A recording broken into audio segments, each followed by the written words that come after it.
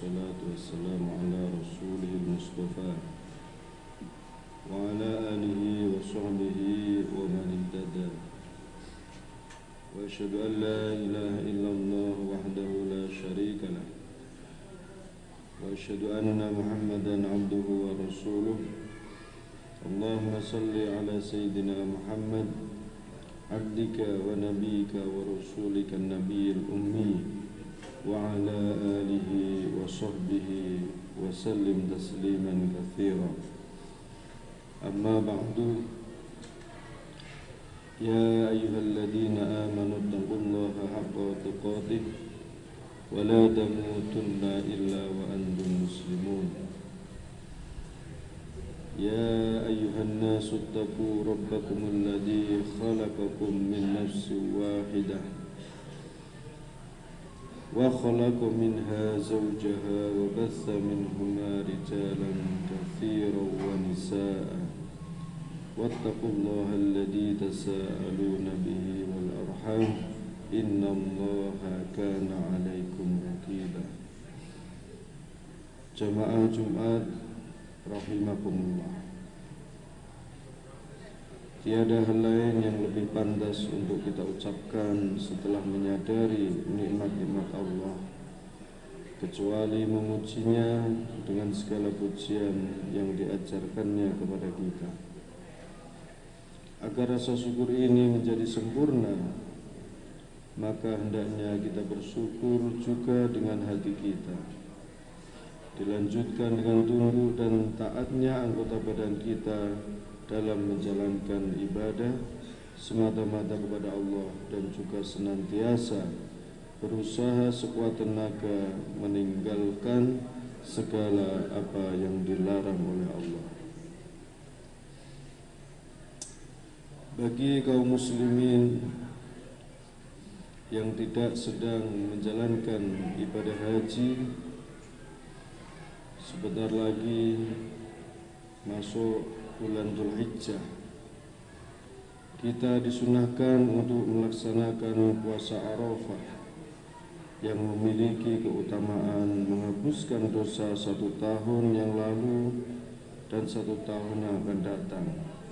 Sebagaimana sabda Nabi, siyamu yaumi Arafah ahdasibu ala Allahi ayyukaffirus sanah allati qablahu was-sanata allati ba'dahu wa siyamu yaumi Ashura ahdasibu ala Allahi ayyukaffirus sanah allati qablahu. Puasa Arafah 9 Dzulhijjah, aku mengharap dari Allah dapat menghapuskan dosa setahun yang lalu dan setahun yang akan datang. Puasa Asyura atau 10 Muharram, aku mengharap dari Allah akan menghapus dosa setahun yang lalu. Hadis riwayat Muslim. Begitulah kecintaan dan kemurahan Allah kepada para hambanya, sehingga menyediakan waktu-waktu tertentu agar mereka selalu memiliki harapan dan semangat yang tinggi untuk selalu dekat memohon ampun kepada Allah Subhanahu wa taala. Jamaah salat Jumat rahimakumullah.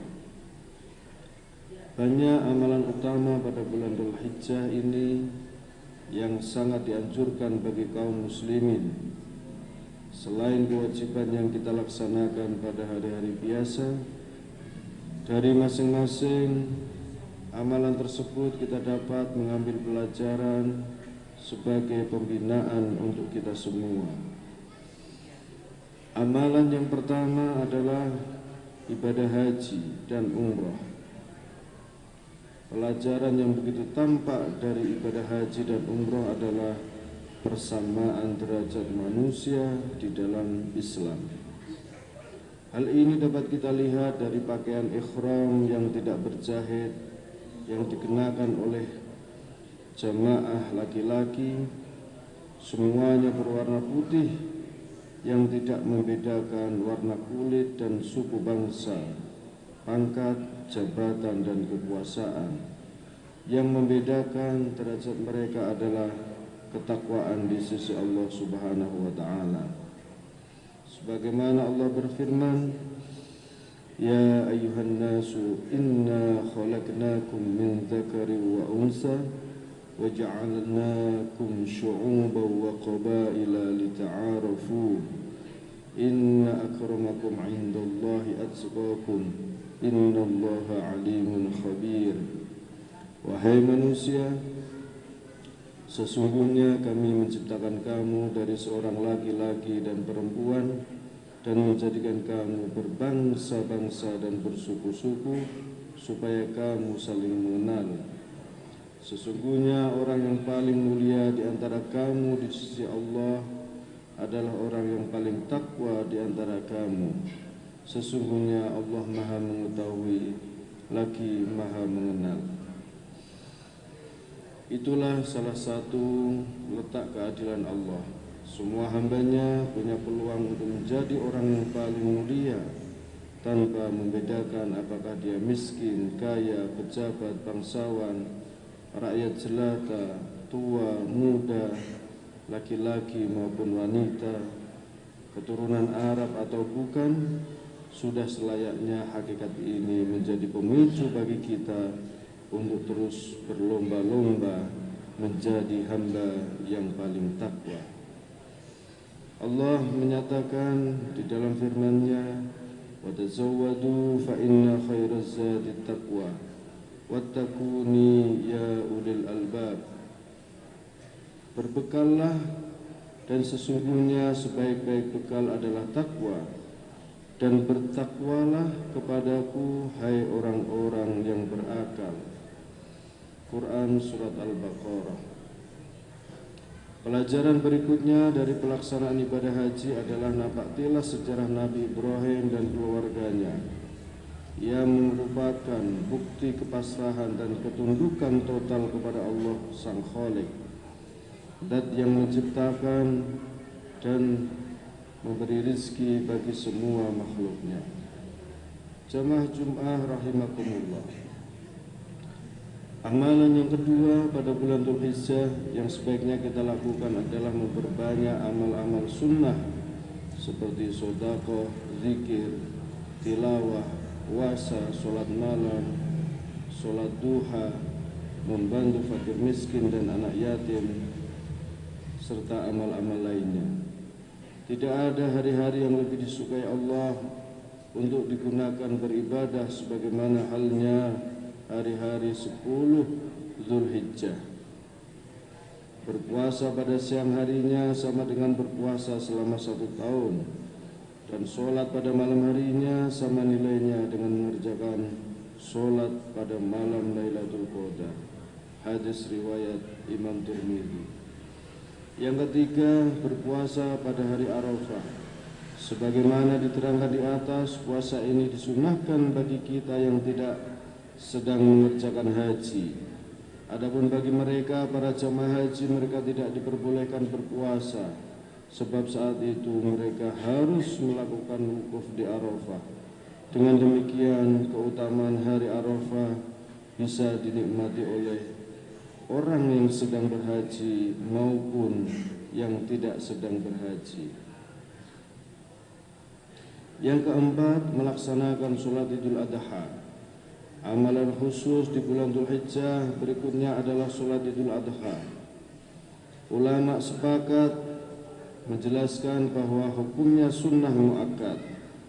Berbalikan dengan sholat Idul Fitri, disunahkan untuk makan terlebih dahulu sebelum berangkat sholat. Maka sholat Idul Adha disunahkan makan setelah sholat. Nilai tarbiyah yang bisa kita ambil dari ibadah ini adalah bersabar untuk mengakhirkan makan dalam rangka mengikuti sunnah Rasulullah.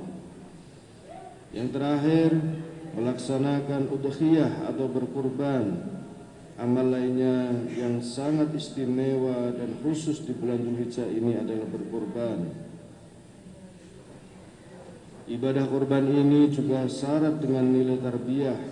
kita dapat melihat bahwa sejarah disyariatkannya kurban pada masa Nabi Ibrahim adalah sejarah pengorbanan anak manusia yang kemudian diganti dengan hewan. Ketaatan serta proses pewarisan di dalam keluarga muslim. Kita sekarang tidak diperintahkan untuk menyembelih Ismail kita, tetapi menyembelih kambing, domba, sapi atau unta untuk sebagai bentuk ketaatan dan pengorbanan kita kepada Allah Subhanahu wa taala.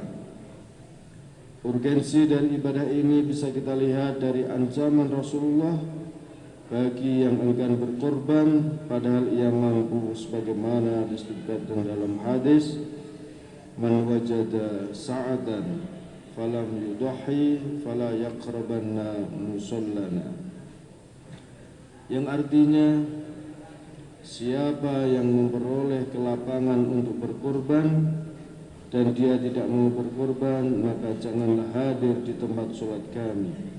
Hadis riwayat Imam Ahmad. Demikianlah amal-amal khusus selama bulan Dzulhijjah. Semoga kita dapat mengambil pelajaran dan manfaat darinya serta semakin mendekatkan kita kepada Allah Subhanahu wa taala sehingga kita memperoleh ridha, rahmat dan ampunannya. Amin amin ya rabbal alamin. Barakallahu li wa lakum fil Qur'anil azim wa nafa'ani wa iyyakum bima fihi min al-ayati wa dzikril hakim. Aqulu ma tasma'un wa astaghfirullah li wa lakum wa lisa'iril muslimin wal muslimat min kulli dhanbin fastaghfiruhu innahu huwal ghafurur rahim.